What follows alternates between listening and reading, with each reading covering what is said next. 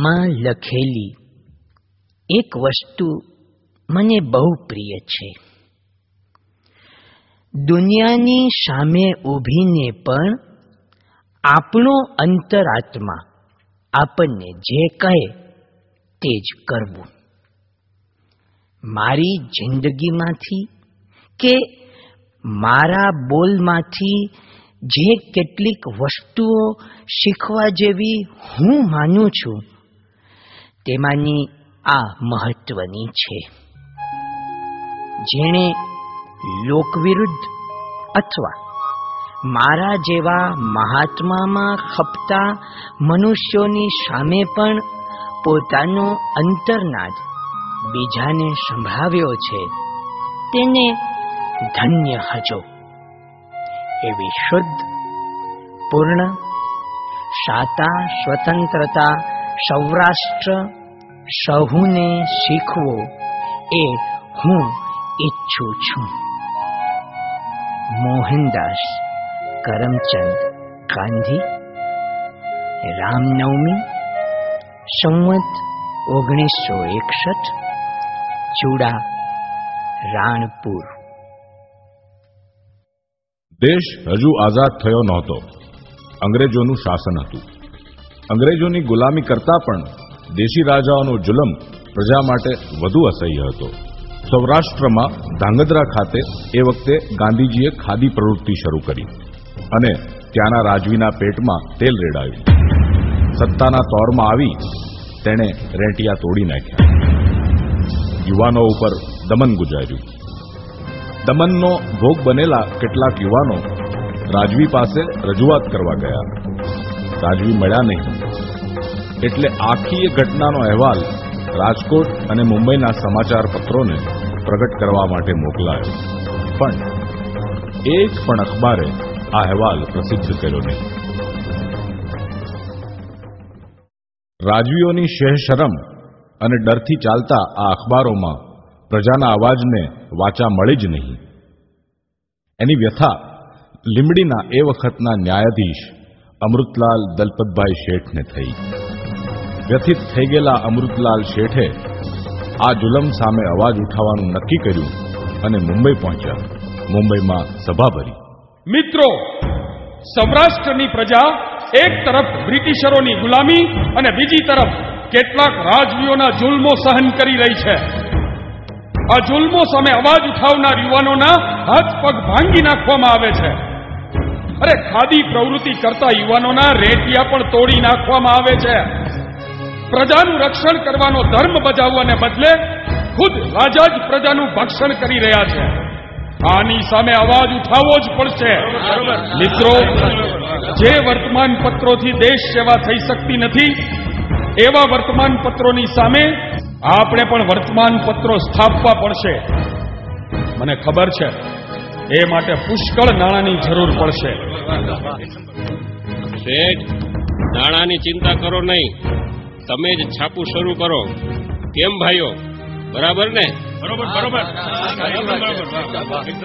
તો લ્યો ત્યારે શેઠ, મારા તરફથી 1001 અને કરો શ્રી ગણેશ. મારા 1501 અને મારા 5001 અને મારા તરફથી 2501. અને જોતામાં 25,000 રૂપિયા એકઠા થઈ ગયા. લીંબડીના ન્યાયાધીશ જેવી આર્થિક સુવિધાવાળી અને મોભાદાર નોકરીની સાથે જ કાયદાની કલમ ને મ્યાન કરી અને ઉપાડી પત્રકારત્વની કલમ.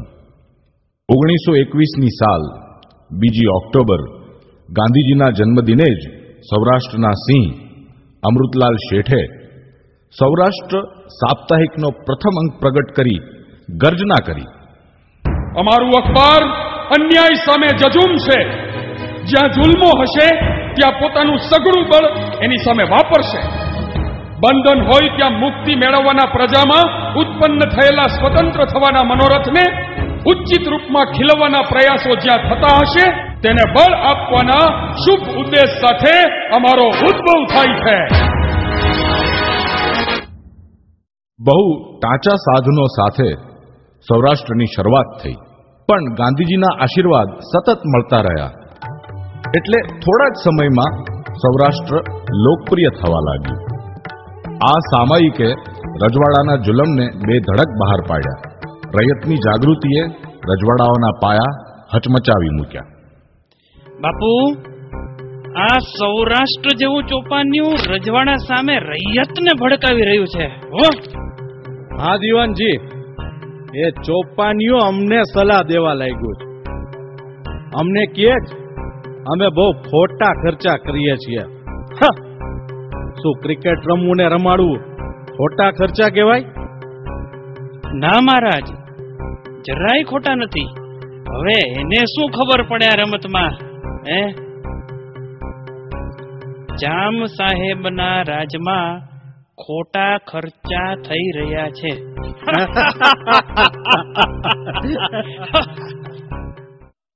જામનગર, ધાંગધ્રા સહિતના અનેક રજવાડાઓએ પ્રતિબંધ મૂક્યા, પણ સૌરાષ્ટ્ર ઝૂક્યું નહીં. 1927માં રાજકોટ ખાતે અમૃતલાલ શેઠે રજવાડા સામે ફરી હુંકાર કર્યો. સત્ય કહેતા મને કોઈની પરવા નથી. મારી સાથે આખું કાઠિયાવાડ હોય કે ન હોય, છતાં હું મારા આત્માનો અવાજ જરૂર જાહેર કરીશ.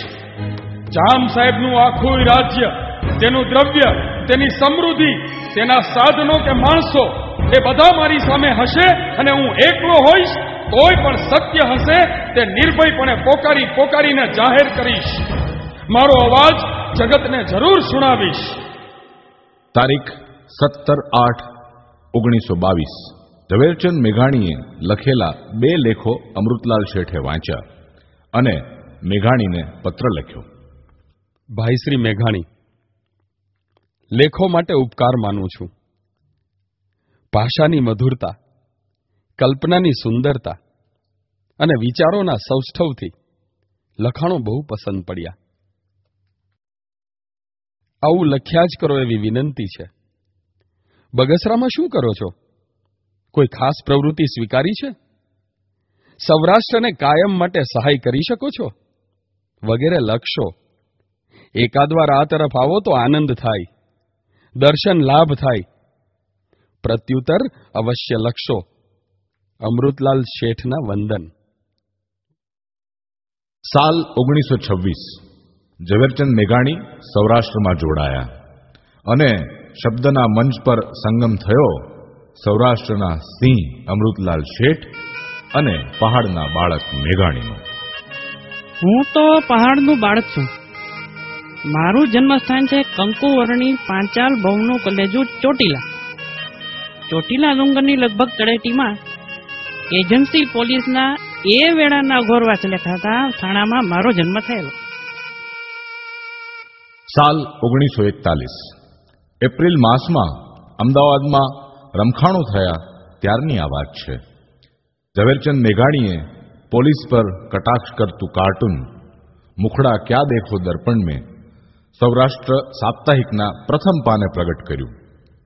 આવું કાર્ટૂન પ્રસિદ્ધ કરવા બદલ મેઘાણી સામે કેસ થયો. વકીલોએ ફી લીધા વગર વકીલાત કરી અને મેઘાણી નિર્દોષ જાહેર થયા. ધોલેરાના સત્યાગ્રહ વખતે પણ સૌરાષ્ટ્ર સાપ્તાહિકના કાર્યાલયમાં સત્યાગ્રહી સૈનિકોની નોંધણી થતી રહી. એટલે સૌરાષ્ટ્ર પર પ્રતિબંધ મુકાયો. ત્યારે અજવાળા પાથરવા પ્રગટ થયું રોશની. સૌરાષ્ટ્ર પર પ્રતિબંધ પછી રોશનીના નામે અખબાર શરૂ થયું અને બાદમાં ફૂલછાદના નામે દર અઠવાડિયે એ પ્રકાશિત થવા લાગ્યું. બીજી તરફ અમૃતલાલ શેઠે જનની જન્મભૂમિશ્ચ સ્વર્ગાદપી ગરીયસી આ મુદ્રાલેખ સાથે 9મી જૂન 1934માં મુંબઈના મેડો સ્ટ્રીટના કોમર્સ હાઉસ ખાતે 5000 નકલો સાથે સાંધ્ય દૈનિક જન્મભૂમિની સ્થાપના કરી. 1947માં દેશ આઝાદ થયો અને 1950માં રાજકોટમાં ફુલછાબનો દૈનિક રૂપમાં પ્રારંભ થયો. વાત જાણે એમ બની કે રાજકોટમાં એ વખતના અગ્રણી જેઠાલાલ જોશી સહિતના આગેવાનો એક દૈનિક પત્ર શરૂ કરવા માંગતા હતા અને એમની નજર પડી રાણપુરથી પ્રગટ થતા ફુલછાબ પર. 2 ઓક્ટોબર 1950થી રાજકોટમાં ફૂલછાપ દૈનિક રૂપે પ્રગટ થવા લાગ્યું. એ દરમિયાન આર્થિક મુશ્કેલીઓ પણ આવી. જેઠાલાલ જોશી લોકસભામાં ચૂંટાયા પછી ફૂલછાપથી અલગ થયા. ફૂલછાપ બંધ થઈ જાય તેવી પરિસ્થિતિ આવી. કર્મચારીઓ આગળ આવ્યા. પ્રચંડ પુરુષાર્થ અને ત્યાગના સંસ્કાર બળથી ફૂલછાપને બંધ થવા દીધું નહીં. આખરે 1954માં સૌરાષ્ટ્ર ટ્રસ્ટે ફૂલછાપને ફરી સંભાળી લીધું. એ વખતે ફૂલછાપની 3000 નકલો હતી. પણ ગ્રામ્યલક્ષી જોક અપાયો એ સાથે જ ગ્રામીણ પત્રકારત્વનો પણ જન્મ થયો. ફૂલછાપ ગામડે ગામડે પહોંચવા લાગ્યું. કોણ ફૂલછાપ જોને ફૂલછાપ કેરી ફોર મને મહેકે મહેકે ગામે ગામ. એ તો વિચાર ધારા સૌરાષ્ટ્રની એને ચાહે લોક સમાજ. ગામના જ શિક્ષકો, વેપારીઓ બન્યા ખબરપત્રી અને એજન્ટો. ગામે ગામ ખબરપત્રી નિમ્માની શરૂઆત પણ ફૂલછાપે જ કરી. 1962ની ચૂંટણીમાં તટસ્થ રહી ફૂલછાપે અહેવાલો આપ્યા. એ જ વખતે તંત્રી પદે બિરાજમાન થયા શ્રી હિંમતભાઈ પારેખ. 14 જાન્યુઆરી 1975માં હિંમતભાઈ નિવૃત્ત થયા.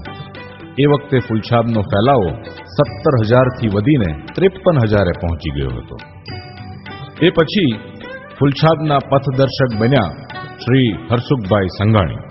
ફૂલછાપના ઘડતરમાં હરસુખભાઈનું પ્રદાન વિશિષ્ટ રહ્યું છે.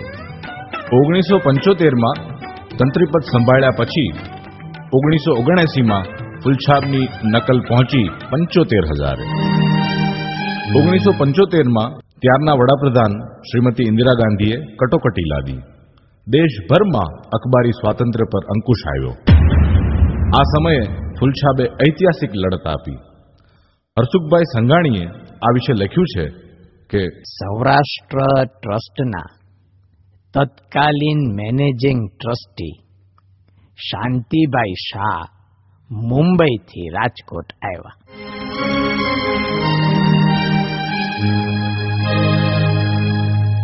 હરસુખભાઈ, તમે કેમ બાયલા થઈ ગયા છો? સેન્સરશિપનો કાયદો વાંચો અને તેમાં જે કાંઈ છાપવા જેવું ઠીક લાગે તે છાપવાની છૂટ છે.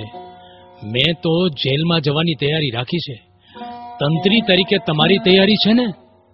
ચિંતા કરતા નહીં, તમારા કુટુંબનું ધ્યાન સંસ્થા રાખશે. સૌરાષ્ટ્ર ટ્રસ્ટના